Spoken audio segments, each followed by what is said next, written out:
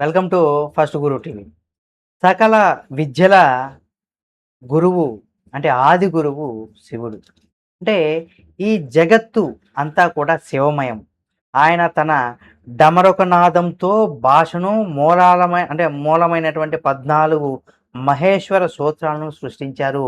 అందుకే ఆయన ఆద్యంతరహితుడు.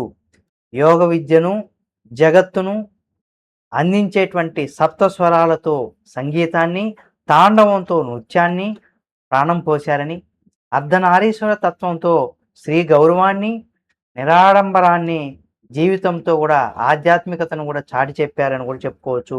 కులగోత్రాల భేదం లేని శివగోత్రంతో సామాజిక సమరసతను బోధించినటువంటి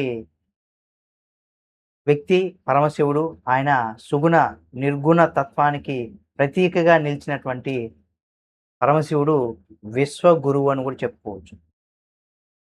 అసలు విశ్వగురువు, ఆది గురువు అనేది కూడా ఓన్లీ పరమశివుడికి మాత్రమే ఉందని కూడా చెప్పుకోవచ్చు.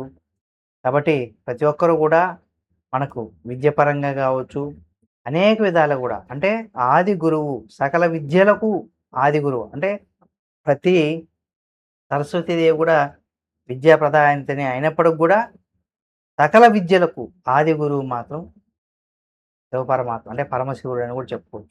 తెలుసుకున్నారు కదా! ఈ వీడియో మీకు నచ్చితే లైక్ చేయండి. ఇలాంటి మరిన్ని వీడియోలను ఎప్పటికప్పుడు మీ ముందుకు తీసుకొస్తుంది మన ఫస్ట్ గురువు టీవీ ఛానల్. కాబట్టి సబ్స్క్రైబ్ చేసుకొని పక్కనే ఉన్న బెల్ బటన్ ఒకటి మాత్రం మర్చిపోకండి.